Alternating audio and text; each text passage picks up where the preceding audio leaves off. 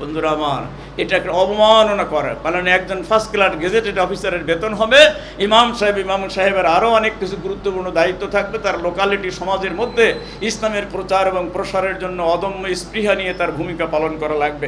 এই জন্য নামাজ, রোজা, হজ, যাকাত সব কিছু কন্ট্রোল করবে হলো সরকার।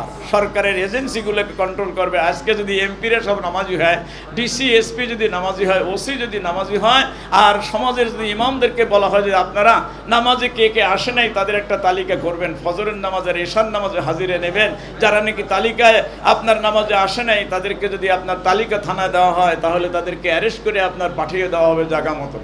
তাহলে কি নামাজের সংখ্যা কমবে না বাড়বে?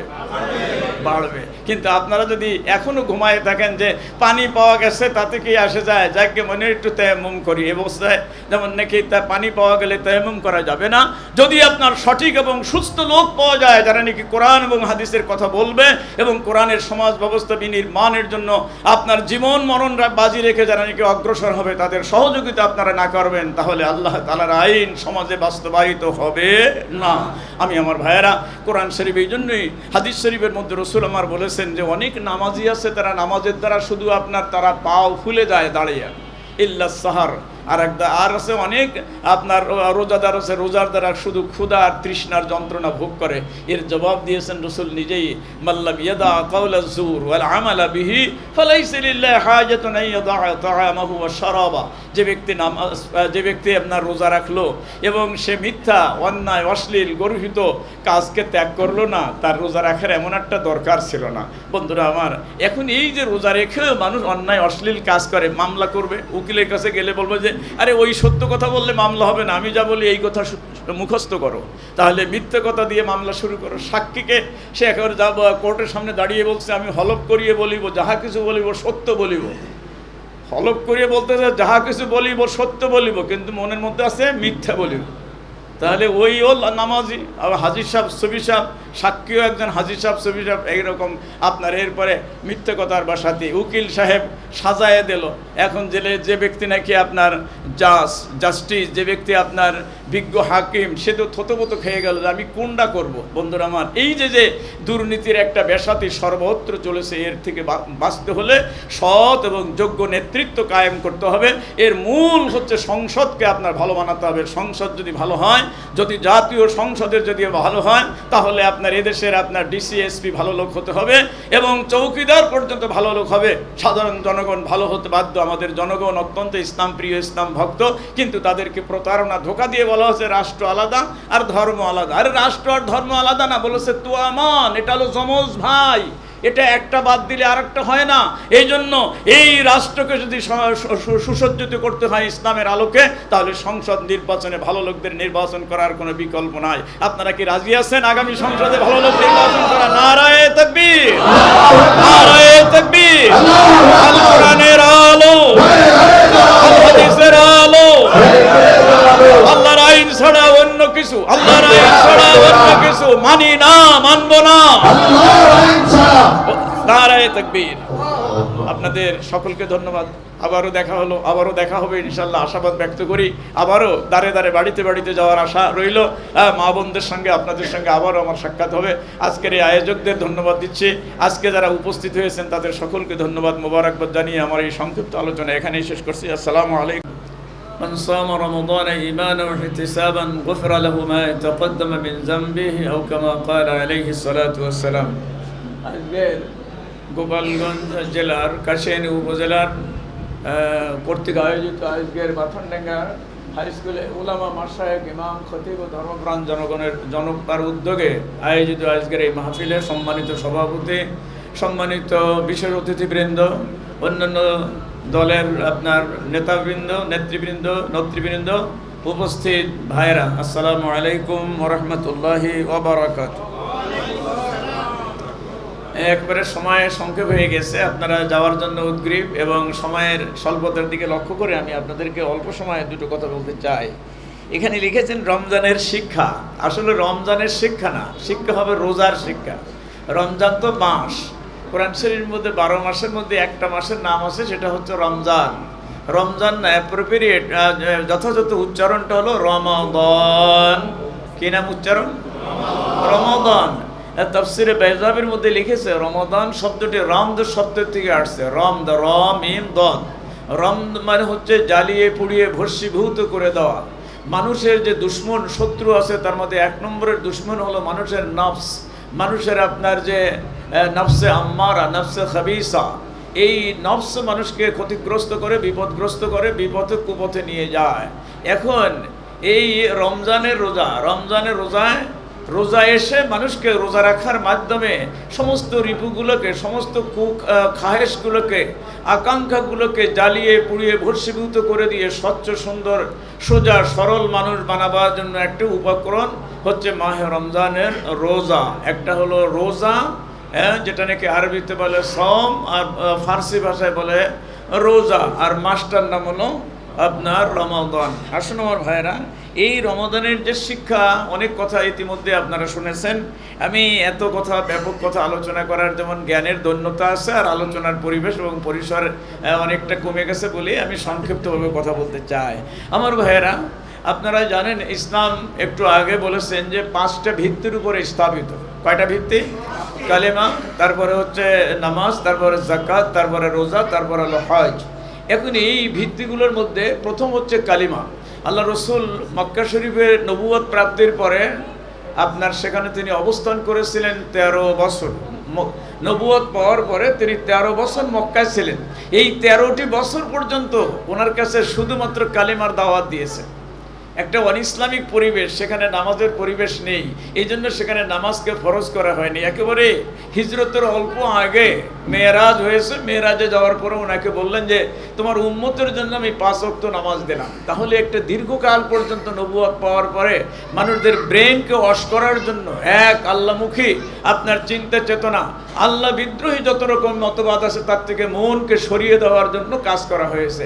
এই ডগমা অফ ফেথ, যেটাকে আমরা বলি কালিমা তাইয়্যিবা, পবিত্র কালিমা লা ইলাহা ইল্লাল্লাহ, লা ইলাহা ইল্লাল্লাহ, there is no God, only one God, একমাত্র আল্লাহ, তিনি ছাড়া আর কোনো খোদা নাই, কোনো আইনদাতা নাই, বিধানদাতা নাই। এই কথাটা আরবের মানুষ একেবারে ভুলে গিয়েছিল। সেই জন্যই এই কলেমার তালকিন, কলেমার তালিম দেওয়ার জন্যই দীর্ঘ জীবন পর্যন্ত তিনি কাজ করেছেন। মক্কার থেকে যখন হিজরত করে মদিনায় গেলেন, মদিনায় যাওয়ার পরে এইমাত্র রোজা ফরজ করা হলো। মক্কায় 13 বছর রোজা ফরজ ছিল না। বন্ধুরা আমার, রোজা ফরজ হলো, এরপরে যাকাত ফরজ হলো, এরপরে আপনার শেষের দিকে যে হলো হজ ফরজ হয়েছে। এখন এই নামাজ, রোজা, কালেমা, এগুলোর একটা পরিবেশ হলো, এগুলো কন্ট্রোল করবে, এগুলোকে ডমিনেট করবে হলো স্টেট, রাষ্ট্রীয় ক্ষমতা ছাড়া এগুলো আদৌ সম্ভব নয়। ইতিমধ্যেই ইসলামিক ফাউন্ডেশন আপনার কর্তৃক একটা জরিপ হয়েছে। বাংলাদেশ সরকারের যে ইসলামিক ফাউন্ডেশন একটা সংস্থা আছে, তারা জরিপ করে দেখেছে মাত্র 10 জন লোক শতকরা মুসলমানদের মধ্যে নামাজ পড়ে। কতজন লোক? 10%। অনলি আপনার 10 জন লোক নামাজ পড়ে, তাহলে 90 জন লোক নামাজ পড়ে না। এখন এই 10 জন লোক হয়তো জুমার দিনে কিছু বাড়ে, ঈদের দিনে আরও একটু বাড়ে, এরপরে আবার যারা পড়ে তাদের যদি বাছাই করা হয় তাহলে জামাতে নিয়মিত 5 ওয়াক্ত নামাজ 10 জন ও পড়ে না। এর কারণটা কি?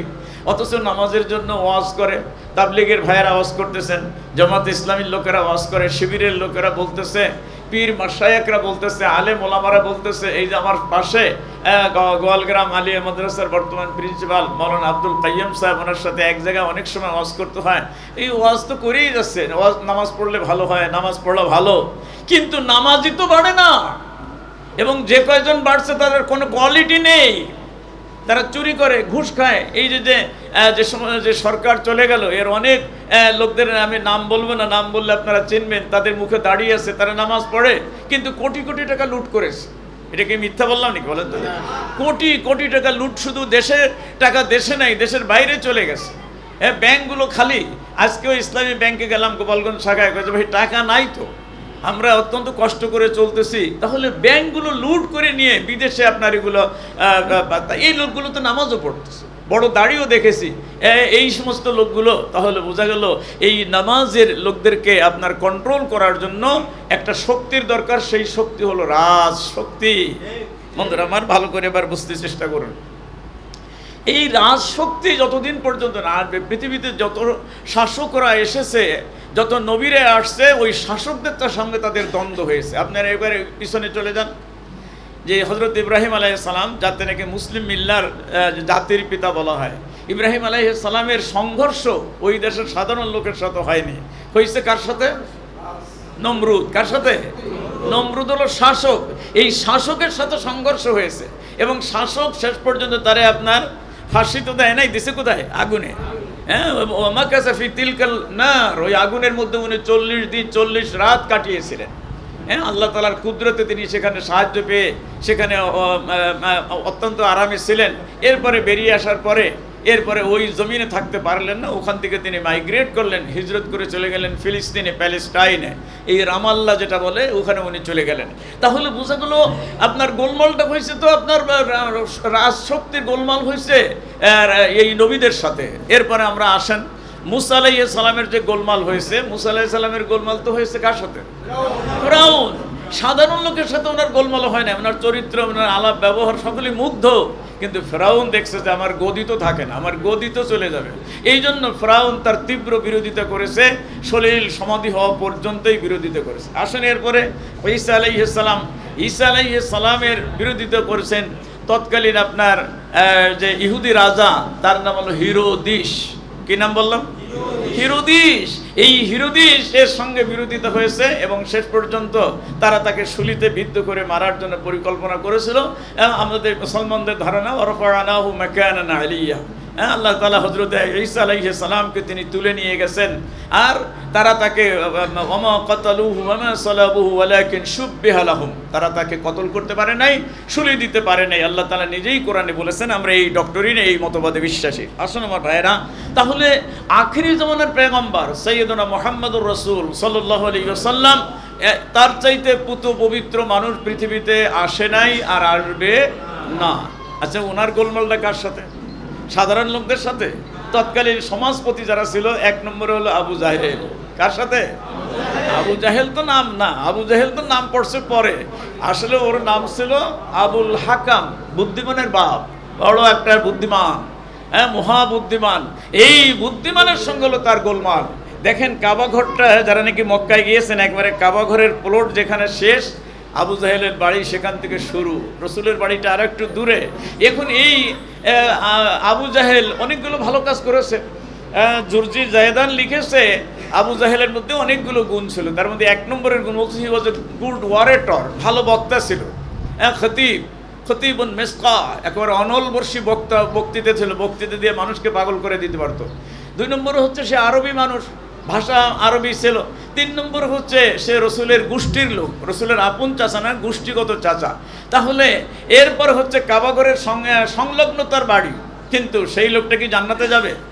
বোঝা গেল রসুলের বংশ হোক, আরব দেশের মানুষ হোক, কাবাঘরের পার্শ্বের মানুষ হলো হোক, আপনার যেহেতু মতবাদের সঙ্গে, নবীদের সঙ্গে বিরোধিতা করেছে, বিদ্রোহ করেছে, জান্নাত তো দূরের কথা, জান্নাতের বারান্দাও পাবে না। তাহলে বোঝা গেল আমরা অনেকে মনে করি যে আমি তো মাদ্রাসার পাশের মানুষ, আমি তো জান্নাত পেয়ে গেছি, মসজিদের পাশের মানুষ, আমি তো জান্নাত পেয়ে গেছি। না, যদি কামটা উল্টো হয় কোনো ক্রমেই জান্নাতের বারান্দাও পাওয়া যাবে না। তাহলে দেখা গেল যুগে যুগে নবীদের সঙ্গে যে গোলমাল, যে সমস্ত আপনার বিরোধিতা, বাধা সম্মুখীন হয়েছেন, সেগুলো হল রাজশক্তির সাথে। আপনারা জানেন জামায়াতে ইসলামী এমন একটি দল, যেই দল সম্পর্কে অনেকেরই আইডিয়া নেই। এই দলে কোনো ব্যক্তি যদি কোনো পর্যায়ের নেতা হওয়ার আকাঙ্ক্ষা পোষণ করে, ইউনিয়ন, গ্রাম, তারপরে আপনার সংসদ, তারপরে আপনার দেশভিত্তিক নেতা হওয়ার যদি সে কোনো আপনার আকার ইঙ্গিতও প্রকাশ করে যে আমি নেতা হতে চাই, তাহলে এই দলের থেকে 1 নম্বরে তারা আউট করে দেওয়া হবে। 1। 2 নম্বর হচ্ছে এই যে অন্যান্য দলে যে আমি আমার নমিনেশন পাওয়ার জন্য দল থেকে লোক ভাড়া করে নিতে হবে, যে যার দলে বেশি লোক আইছে সেই লোকটা আপনার নমিনেশন পাবে, সেই লোকটা চেয়ারম্যান হবে, সেই লোকটা আপনার দলের আপনার সেক্রেটারি এবং সভাপতি হবে। কিন্তু জামাত ইসলামী এর কোনো সুযোগ নাই। জামাত ইসলামী এমন একটি স্বচ্ছ সরল দল যে আপনার নেতা হওয়ার কোনো আকাঙ্ক্ষা করা যাবে না, কোনো টাকা পয়সা খরচ করা যাবে না, কোনো মনের মধ্যে বাসনা চেতনা অনুভব করা যাবে না। জামাত সকল দিক বিবেচনা করে, সকল কিছু মূল্যায়ন করে, আপনার যে রিপোর্ট তাদের কাছে আসে, তার ভিত্তিতে যার নাম প্রস্তাব করবে, তার এই প্রস্তাবকে ডিনাই করার, অস্বীকার করার কোনো সুযোগ নেই। আজকে জামাত ইসলামী আপনারা মনে করতেছেন যে হুজুর কিভাবে হলো, আসলে আমি এটা স্বপ্নও ভাবিনি, আমি এটা কল্পনাও করি নাই। আমি বহুদিন আগের থেকে জামাতে ইসলামী করি। 1963 সালে আমার প্রথম জামাতে ইসলামীতে আনুষ্ঠানিকভাবে যোগদান করি। সেখান থেকে আমি আজ পর্যন্ত জামাতে ইসলামী আছে। বিভিন্ন রকমের সমস্যা গেছে, সমস্যার মধ্যে বিভিন্ন ওয়েতে আমি কাল কাটাই এসেছি, কিন্তু জামাত কখনো ছাড়ি নেই। এখন এই পর্যায়ে এসে হঠাৎ করে আমি দেখতে পারলাম যে আমাকে জামাতে ইসলামীর এই 1 নম্বর আসনে মনোনয়ন দেওয়া হয়েছে। এই জন্য আমার কোনো অর্থকড়ি ব্যয় করা লাগে নাই, আমার কোনো স্লোগান দেওয়া লাগে নাই। আর ভাইয়েরা আমাদের যারা রয়েছেন তারা আন্তরিকতার সাথে, দরদের সাথে কবুল করে নিয়ে তারা আপনার এই প্রচার প্রসারের জন্য সমস্ত শক্তি নিয়োগ করেছে। জোরে বলেন আলহামদুলিল্লাহ। আমি আজকের গোয়ালগ্রামের আসছি, গোয়ালগ্রামটাকে আমি মনে করি আজকে আমাকে বহু মানুষ সালাম দেয়, বহু মানুষ আমার সঙ্গে হাত মিলাবার জন্য দেশের আপনার আনাচে কানাচে সব জায়গার মানুষ আমাকে ভালোবাসে। আমি এটা অত্যন্ত গর্বের সাথে বলছি। যখন নাকি এত মানুষ আমাকে চিনত না, বাংলাদেশ স্বাধীন হওয়ার পরে আমি যখন একটা বিব্রতকর অবস্থায় ছিলাম, তখন একদিন জোহরের নামাজের পরে আমার মনে আছে, কার কাছে শুনে যিনি গেছে, শফি সাহেব রাহেমাহুল্লাহ, আব্দুল সত্তার মরহুম রাহেমাহুল্লাহ, উনি আপনার আমার বাড়িতে যে হাজির হয়েছিল। উনি বললেন যে ভাই, আমার মাদ্রাসাটাকে কামিল বানাবো, কামিল বানাবার জন্য কামিল পাস, ফার্স্ট ক্লাস পেয়ে পাস করেছি, আমার মুহাদ্দিস লাগবে, কিন্তু গ্রেটার ফরিদপুরে আমি এমন কোনো লোক পাচ্ছি না। আপনার কথা শুনেছি, আপনি চাকরি করবেন কি না করবেন জানি না, আমার মাদ্রাসাটাকে আপনি মঞ্জুরি করায় দিয়ে যান। সেদিনকার কথা আমার মনে আছে, বর্ষাকাল। আমি বললাম যে ঠিক আছে, আজকে সোমবার গেল, আমি বৃহস্পতিবারে ইনশাআল্লাহ যাব। মানে আমিও বেরিয়ে আসার জন্য পাগল পড়া। আমার কাছে মনে হলো আল্লাহর তরফ থেকে একটা ডাক আসছে, আমি আসলাম।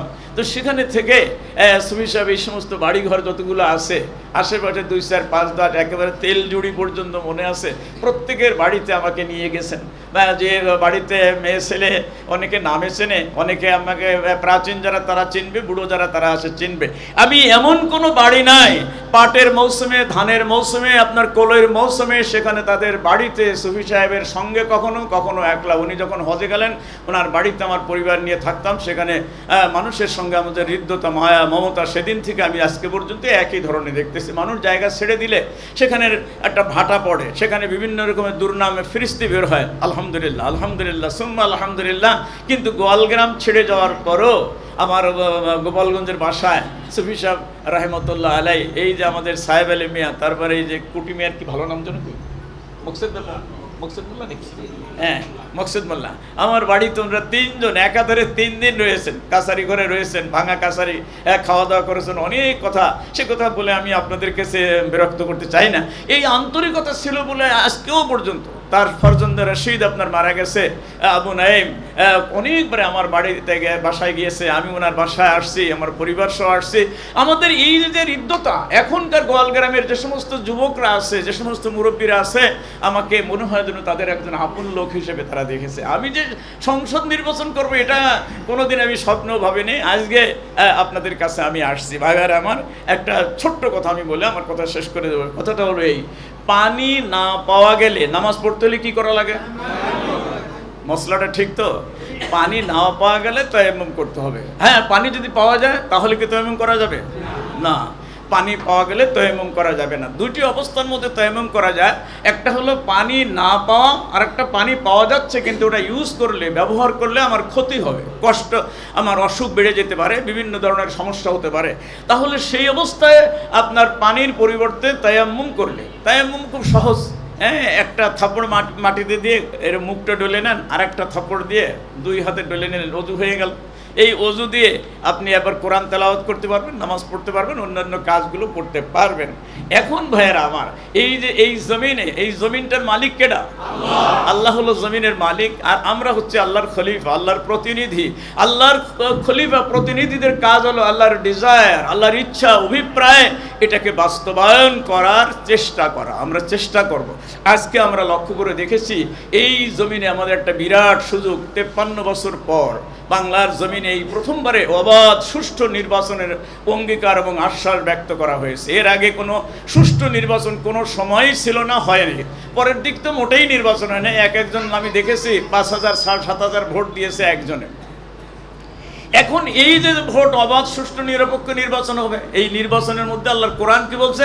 ইন্নাল্লাহা ইয়া'মুরুকুম আন তু'আদ্দুল আমানাতি ইলা আহলিহা। যোগ্য পাত্রে ভোট দেওয়া ফরজ, আল্লাহ আদেশ, আল্লাহর হুকুম। ইন্নাল্লাহ ইয়ামুরুকুম, আল্লাহ আদেশ করছেন যোগ্য পাত্রের কাছে আপনি ভোট দেন, যারা নাকি কোরআন বুঝে, হাদিস বুঝে, ইসলাম বুঝে, যারা সমাজকে বিনির্মাণ করার জন্য নিঃস্বার্থভাবে আপনার কাজ করার মতন যোগ্যতা আছে, প্রতিভা আছে, আগ্রহ আছে।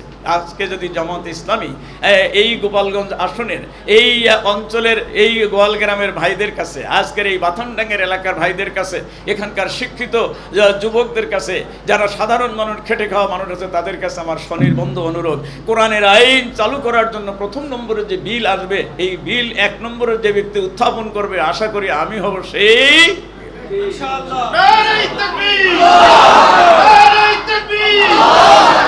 ওয়াজ করে মদ যায় না। মদের ওয়াজ এই আজহারি মিজানুর রহমান আজহারি অনেক ওয়াজ করতেছে, কিন্তু একটু মদ বন্ধ হচ্ছে না। নামাজের ওয়াজ করতেছে, নামাজ কায়েম হচ্ছে না। এর মূল কারণ হলো শক্তি যাদের কাছে, তারা এটা নিয়ে চিন্তা ভাবনা করে না। আজকে এই সমাজের মধ্যে নামাজ কায়েম করার একটি মাত্র অর্ডার লাগবে। যদি আপনার মাননীয় প্রধানমন্ত্রীর পক্ষ থেকে যদি সংসদে এই আইন পাশ করা হয়, এই দেশে শতকরা 92 জন মুসলমান, এই দেশে নামাজের হুকুম বাধ্যতামূলক করা হোক। বন্ধুরা আমার, কোনো গত্যন্তর নাই, মুসলমান যে আছে তারা নামাজ পড়া লাগবে, অমুসলমানদের না। মুসলমান যারা আছে তাদের নামাজ পড়তেই হবে। আজকে সৌদি আরবে একজন বেনামাজি খুঁজে পাওয়া যায় না। এর কারণ হলো রাষ্ট্রীয় আইন হলো নামাজ পড়া লাগবে, ওটা ফরজ। রাষ্ট্রীয় আইন হলো যাকাত আদায় করবে সরকার, তুখাযু মিন আগনিয়াহিম ওয়া তুরাদ্দু আলা ফুকারাইহিম। ধনীদের কাছ থেকে সরকার যাকাত নিয়ে গরিবদের মধ্যে ইনসাফের সাথে বন্টন করবে। আজকে নামাজ দেশে কায়েম নাই, এই ওয়াজ লাগবে না। আমাদের এক ধরনের লোকেরা আছে, দেখছি মেহরাবের সামনে দাঁড়িয়ে ওয়াজ করে। নামাজ যারা ঠিক মতন আদায় করে, কায়েম করে, তারা 5টা পুরস্কার পাবে। কয়টা পুরস্কার? 1 নম্বরে হলো দুনিয়ায় তাদের খাদ্য খাবারের অভাব হবে না। কি হবে না? খাদ্য খাবারের অভাব হবে না। ওদের ভাষাটা একটু অন্যরকম, রুটি রুজির কোনো তঙ্গি হবে না। তঙ্গি মানে এটা ফার্সি শব্দ, মানে এদের কোনো অভাব হবে না। 2 নম্বরে হচ্ছে কবরে আযাব হবে না। 3 নম্বরে হচ্ছে ডাইন হাতে আমলনামা পাবে। 4 নম্বরে হলো বিদ্যুতের গতিতে পৌঁছরাত পার হবে। 5 নম্বরে হলো বিনা হিসেবে জান্নাতে যাবে। আমি জিজ্ঞাসা করলাম, আপনি যে ওয়াজ করলেন, কোরআন হাদিসের এটা সমর্থন কতটুকু আছে সে হলো পরের ব্যাপার। তাহলে আমাদের নামাজ পড়ে সবচাইতে বেশি ইমাম সাহেব আর মুয়াজ্জিন সাহেব, ওদের তো সবচেয়ে অভাব বেশি কেন? বুঝেন নাই? ইমাম সাহেবের চাইতে নামাজকে আমরা বেশি পড়ি। আমাদের 2 ওয়াক্ত কাজা সাজা হয়ে যায়, কিন্তু ইমামের 1 ওয়াক্ত কাজা হয় না। সময় মতন পাগড়ি বাঁধিয়ে এবং সুরমা চোখে লাগাইয়ে নামাজ পড়ে, মুয়াজ্জিন একামত দেয়। তাহলে এদের তো আবার অভাব বেশি। এখন কয় যে ওর ইমান আকিদা ঠিক না। আরে ইমাম সাহেবের ইমান আকিদা ঠিক না, তার ব্যাপারটা কি? কয় যে ইমান দিনের জন্য মেহনত করে না, তো মেহনত করলে ওর অভাব থাকতো না। বন্ধুরা আমার, এটা গুজামিল। এই হাদিসটি বা এর মফহুম যেটা, এটা রসুল মক্কার জিন্দেগিতে বলে নাই। মদিনার জীবনে যখন ইসলাম কায়েম হয়ে গেছে রাষ্ট্রীয়ভাবে, তখন রসুল বলেছেন যে যারা নাকি নামাজি মানুষ, তারা এখানে কোনো না খেয়ে থাকবে না, তারা কোনো কষ্ট করবে না। কেন? আজকে যদি ইসলামিক সমাজ ব্যবস্থা কায়েম হয়ে যায়, নামাজিদের সমাজ ব্যবস্থা কায়েম হয়, বহু মানুষ মৌলানা আব্দুল ওয়াহাবের কাছে, বহু মানুষ মৌলানা আব্দুল কাইয়ুমের কাছে এসে হাত ধরবে, হুজুর আমার একটু সার্টিফিকেট দিয়ে যান, আমার স্বামী এখন নামাজ পড়া দিচ্ছে, আমি এখন নামাজ পড়া দিচ্ছি, হুজুর স্ট্যাম্পও লিখে দিতে পারি আমি নামাজ পড়া দিচ্ছি, আমি যেন ডিলারিটা পেয়ে যাই, আমি যেন ওএমএস এর কার্ডটা পেয়ে যাই, আমি যেন আপনার এই যে আমি ঠিকাদারি কন্ট্রাক্টারিটা যেন আমি পেয়ে যাই। হবে কি না হবে?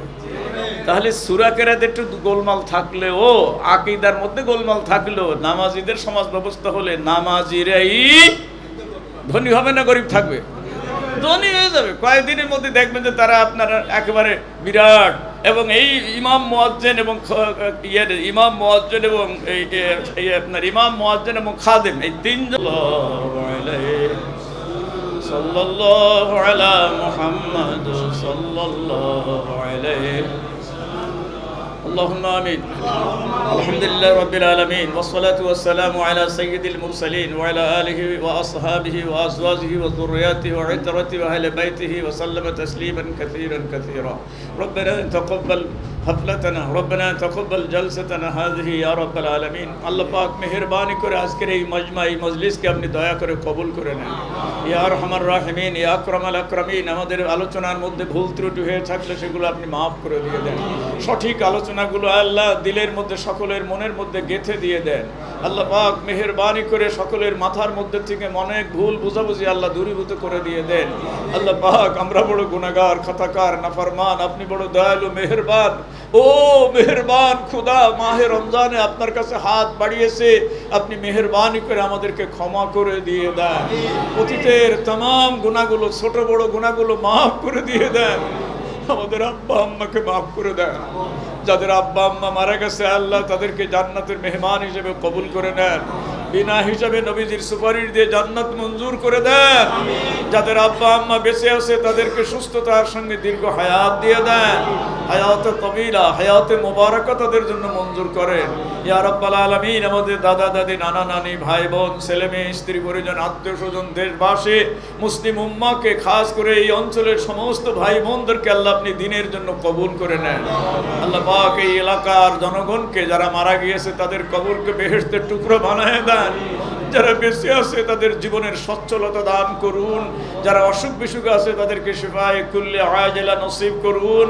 যারা ঋণগ্রস্ত, ঋণের বোঝার থেকে মুক্ত হওয়ার ব্যবস্থা করে দেন।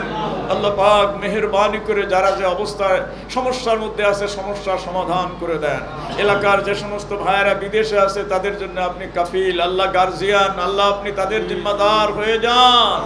ইয়া রাব্বাল আলামিন, যুব সমাজকে কোরআনের দিকে ধাবমান করে দেন। তাদের পড়ালেখার মাধ্যমে আল্লাহ কোরআনকে বোঝার, কোরআনকে মানার যোগ্যতা আপনি দান করুন।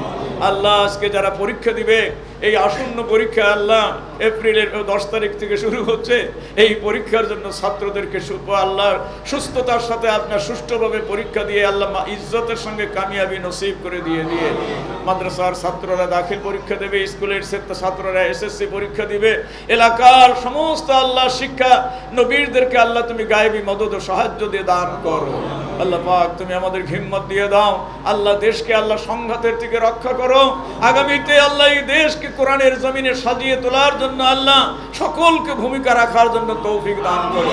একে অপরের মধ্যে দলাদলি ভেদাভেদ ভুলে গিয়ে আল্লাহ এই কোরআনের আলোকে সমাজ গড়ার জন্য সকলকে তুমি ঐক্যবদ্ধ বানিয়ে দিয়ে দাও।